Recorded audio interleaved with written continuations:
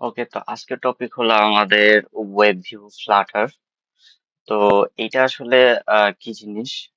তো ওয়েব ভিউটা হলো কোন একটা অ্যাপের মধ্যে, অ্যাপের ভিতরে, মানে অ্যাপের ভিতরে থাকা অবস্থাতেই আমরা যদি কোন একটা ওয়েবসাইটকে শো করাইতে চাই, তাহলে আমরা এই প্যাকেজটা আমাদের ইউজ করি, সেটা হলো ওয়েব ভিউ আন্ডারস্কোর ফ্লাটার।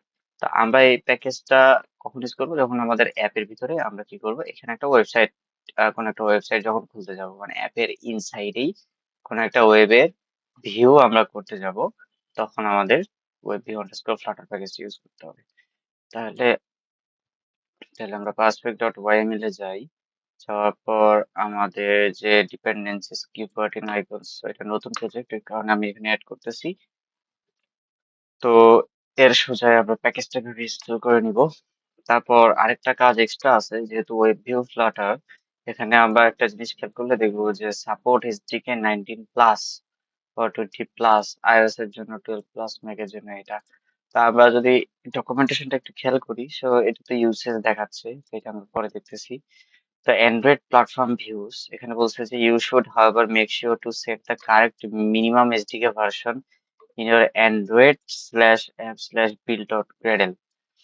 তার মানে হলো কারেক্ট মিনিমাম এসডিকে ভার্সনটা আমাকে সেট করতে হবে android slash app slash build dot gradle if it was previously lower then 19।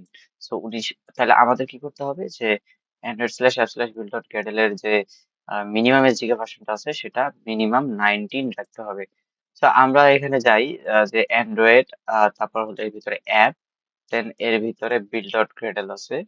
তো এইখানে আমরা একটু খেয়াল করব, সেটা হলো মিন এসডিকে, যে এখানে দেখা যাচ্ছে মিন এসডিকে ভার্সন এটা আলাদাভাবে দেওয়া। তো খেয়াল করলে দেখবো যে Flutter dot min SDK version, ফ্লাটারের বাই ডিফল্ট একটা মিনিমাম এসডিকে ভার্সন এখানে দেওয়া আছে। সো আমরা আমাদের বলছে কি যে এটা মিনিমাম 19 হইতে হবে। সো আমরা করব কি, এটা 19 না দিয়ে এটাকে 23 দিয়ে দিব। এটা একটা রিজন হলো, সামনে আমরা ফায়ারবেস শিখবো। সো ফায়ারবেস যখন ইউজ করব, তখন আমাদের এই সেমই মিনিমাম এসডিকে ভার্সনটা 19 না হয়, তখন মিনিমাম এসডিকে ভার্সনটা 23 হইতে হয়। সো ওটাকে 23 দিতে হয়। ফায়ারবেস আসলে এসডিকে ভার্সন 23 এর নিচে আসলে সাপোর্ট করে না। ঠিক আছে। সো এই তো হলো কথা। তো আমাদের এইখানে একটা এরর আসছে পাসপেক.yml থেকে। তো বলছে যে Flutter downgrading constraint in your package 4.8.0। Okay, তাহলে আমরা এটা ডাউনগ্রেড করে নিই 4.8.0। আমাদের সেশন দেখাচ্ছে যে এবার হয়ে গেল। 1 ভার্সন কমাই নিলে হয়ে যায়, আসলে 1 ভার্সন কমাইলেও তেমন একটা কোনো ধরনের সমস্যা হয় না। ঠিক আছে। দেন আমরা লিভে আসবো, লিভে আসার পর নিয়ে আসবো, আমাদের কিন্তু আগের বিলটা কাটতে হবে আই গেস। আগের বিল কেটে আমাদের নতুন একটা বিল নিতে হবে।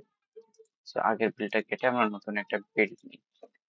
এবং আচ্ছা, তাহলে এখন আমরা কি করব যে আমাদের ওয়েব ভিউ কিভাবে ইউজ করা যাবে। তো একটা জিনিস এখানে খেয়াল করবো যে বডির ভিতরে ওয়েব ভিউ উইজেট, তারপর হলো কন্ট্রোলার।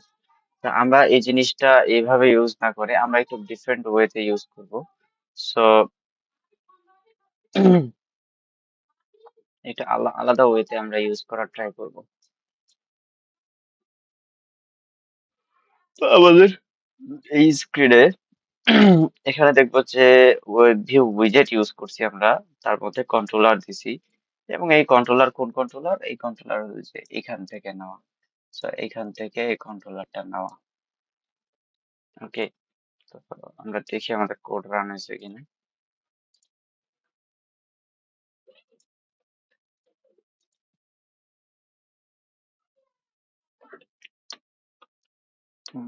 দেখি, ওয়েব ভিউ উইজেট আমাদের অপশন দিচ্ছে, দেন ওয়েব ভিউ কন্ট্রোলার,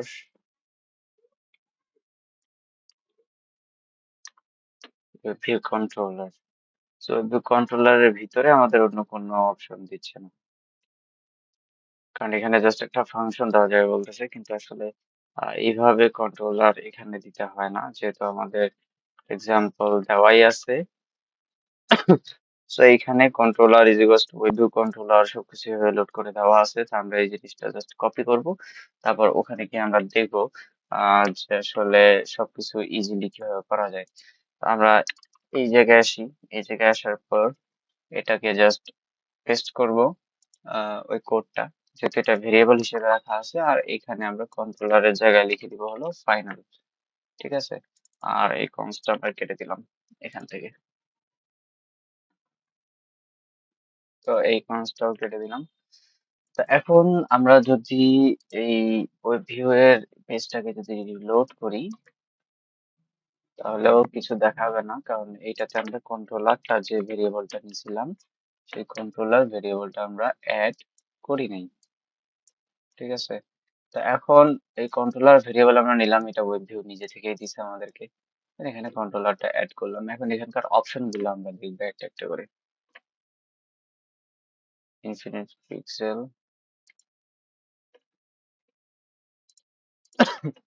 আবার রিস্টার্ট দিয়ে দেখি। তা আমরা এই উইজেটটাকে একটু এক্সপ্যান্ডেড দিয়ে র্যাপ করি, যেহেতু আমাদের হাইটটা ইনফিনিট দেখাচ্ছিল একটু আগেই, যে হাইটটা দেখাচ্ছিল ইনফিনিট, যেমন বটম ওভারফ্লো হচ্ছে। এখানে যদি একটু খেয়াল করি, সো এই জায়গায় দেখবো কোনো একটা পর্যায়ে গিয়ে আমাদের বটমটা ওভারফ্লো হচ্ছে, এই যে। তো আর একটু উপরে গেলে আমরা দেখবো কি হাইটটা কি হয়ে গেছে, ইনফিনিট হয়ে গেছে। আমরা এই জিনিসটা সমাধান করার জন্য বা এক্সপ্যান্ডেড দিয়ে র্যাপ করলাম। তারপরেও আমাদের হাইটটা ইনফিনিট হচ্ছে। সিঙ্গেল চাইল্ড, আচ্ছা আমরা এই উইজেটটাকে রিমুভ করে দিয়ে একে সিঙ্গেল চাইল্ড স্ক্রল ভিউ দিয়ে দিই। হ্যাঁ, এবার আমাদের সব ঠিকঠাক আছে। ওকে, আরো একটা এরর আছে এখনো। কি বলছে, রেন্ডার বক্স ওভারফ্লোড, এবং হাইট আবার ইনফিনিটি হয়ে গেছে। সিঙ্গেল চাইল্ড স্ক্রল ভিউ দিয়েও হচ্ছে না। ওকে, এটাকে এক্সপ্যান্ডেড দিয়ে ট্রাই করি।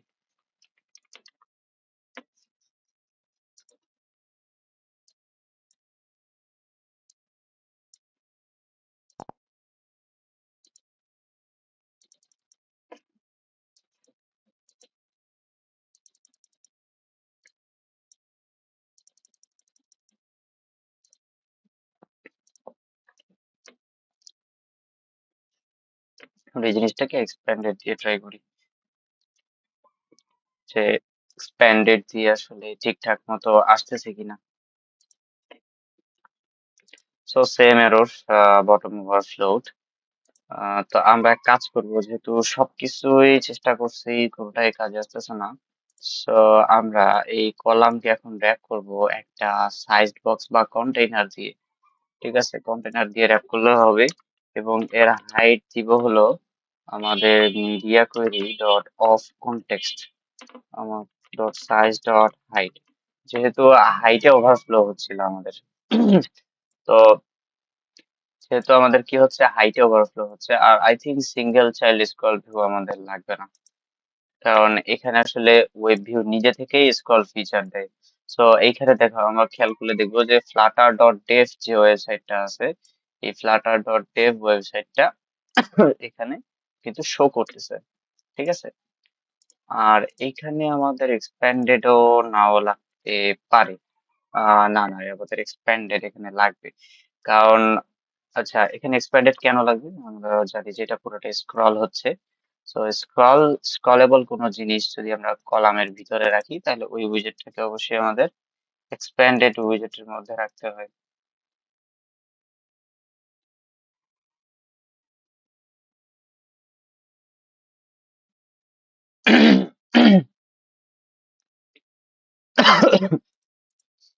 উইজেটটাকে আমাদের কোথায় রাখতে হয়, এক্সপ্যান্ডেড, এক্সপ্যান্ডেড উইজেটের মধ্যে রাখতে হয়, যেহেতু এটা স্ক্রলেবল এবং কলাম কি করে এখান থেকে এই পর্যন্ত জায়গা নেয়, কিন্তু এর বাইরে আর জায়গা নিতে পারে না, তখন তার ক্যাপাবিলিটি বাড়ানোর জন্য আমরা এক্সপ্যান্ডেড উইজেট দিয়ে র্যাপ করি, যাতে সে পুরো জায়গাটা দখল করতে পারে আর সামনে আগাইতে পারে। সো এটা কিন্তু একটা পুরো ওয়েবসাইট কিন্তু আমরা এখানে ভিজিট করতেছি। তা একের পর এক কিন্তু আমরা অন্যান্য স্ক্রিনেও যাইতে পারবো, যেমন মোবাইল ভার্সনে এটা আরেকটা স্ক্রিনে গেলাম। ঠিক আছে, তো এইভাবে আবার আমরা ব্যাক বাটনে চাপলে এক স্টেপ ব্যাকও আসতে পারি। এখানে আর কি ওয়েব ভিউ দিয়ে অনেকগুলা আহ স্টেপ বানানো যাবে, আমাদের কাস্টম করে স্টেপ বানানো যাবে। ঠিক আছে, তো এখন আসি এই যে ফাংশন গুলো আছে সেইটা। তো এখানে অন প্রোগ্রেস, তো এই জায়গায় আমরা কি করতে পারবো যে আমরা এই জায়গায় প্রোগ্রেসটা প্রিন্ট করতে পারবো। সো আমরা প্রিন্ট করতে যাচ্ছি কি প্রোগ্রেস, লোডিং প্রোগ্রেস, এটা আসলে কতক্ষণ ধরে লোড হচ্ছে সেটা। তা আমরা এই জায়গায় প্রোগ্রেসটা প্রিন্ট করলাম যে কতক্ষণ ধরে আসলে লোড হচ্ছে, যে 0% থেকে শুরু করে 100% পর্যন্ত। ঠিক আছে, দেন অন পেজ স্টার্টেড, এইটা এটা আসলে কি হয়, ইউআরএলটা যখন পেজ স্টার্ট হয়, যখন পেজ স্টার্ট হয় তখনকার এটা, যেমন প্রিন্ট প্রিন্ট স্টার্টেড দিয়ে আমরা ডলার দিয়ে ইউআরএল দিব।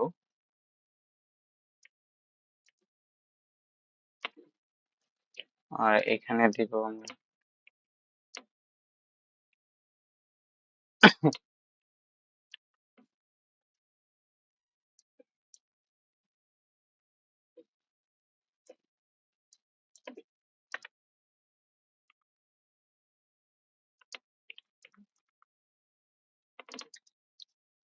হুম, তা এখানে জাস্ট আমাদের শো করবে হলো এখন যে কোনগুলো আমরা জাস্ট প্রিন্ট করতেছি। আমরা যদি ফ্লাটার লিখি তাহলে এইখানে ডিবাগ কনসোলে শুধুমাত্র আই স্ল্যাশ ফ্লাটার, এটা হলো আমরা যেটা প্রিন্ট করি সেই জিনিসগুলাই জাস্ট আমাদের এখানে শো করবে। কিন্তু দেন স্টার্টেড ইউআরএল, দেন আমরা যদি এটা কপি করে জাস্ট এইখানে দিই তাহলে on page finished, then ended ইউআরএলটা শো করবে। তা আমরা আবার এটা বিল্ড দেই, বেশি সময় লাগবে না, তাড়াতাড়ি হয়ে যাবে। আমাদের বিল্ড আসলে সাকসেস হয়ে গেছে। তা আমরা পুরোটা কনসোলটা ক্লিয়ার করি, করার পর আবার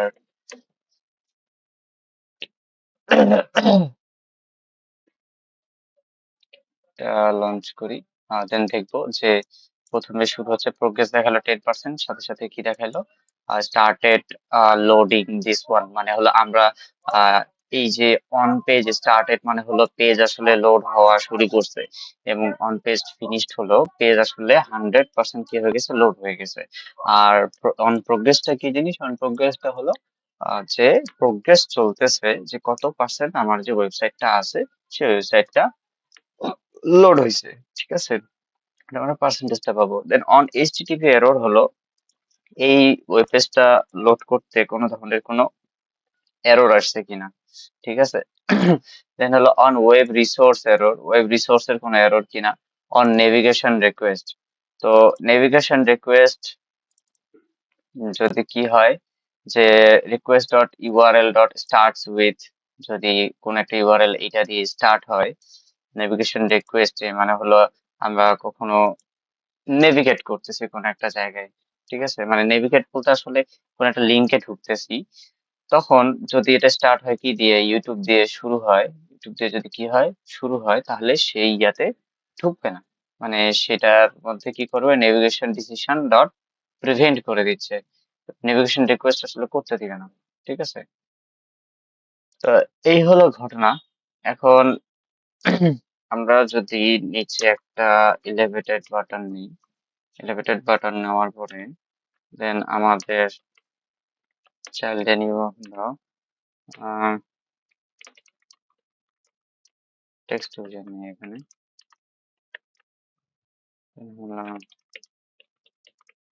ভিজিট ওয়েবসাইট।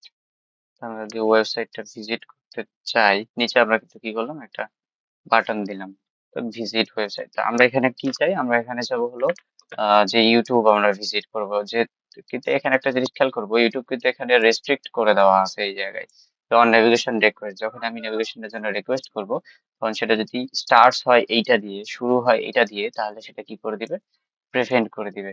সো আমার এই যে কন্ট্রোলারটা আছে না, এই কন্ট্রোলার ধরে যদি আমি লোড রিকোয়েস্টটা করি, লোড রিকোয়েস্টটা করি, তাহলে অবশ্যই অন পেজটা যদি কি করি, লোড রিকোয়েস্টটা করি, এই যে লোডের জন্য কি করব, রিকোয়েস্ট করব, এখানে ইউআরআই দিতে হবে, তাহলে ইউআরআই ডট পার্স দিব, দিয়ে এখানে দিব হলো https://youtube.com/ কোন একটা জিবি নাম্বার দিয়ে দিলাম, এটা ইচ্ছা। তো এখন আমরা কি করতে পারি, এই বাটনে ক্লিক করব।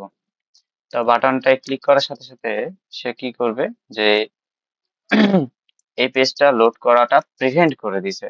কারণ হলো আমরা এই যে এই জিনিসটা অন পেজে লেখা মানে হলো এই বাটনে যদি আমি ক্লিক করি তাহলে সে কি করবে, এই পেজটা কি করবে, ওপেন করবে। ফর এক্সাম্পল আমি যদি এখানে কি লিখতাম, স্ল্যাশ স্ল্যাশ যদি google.com দিতাম, google.com দেওয়ার পরে আমি যদি জাস্ট এখানে ক্লিক করতাম তাহলে কিন্তু google.com এর সাইট কিন্তু ওপেন হইলো।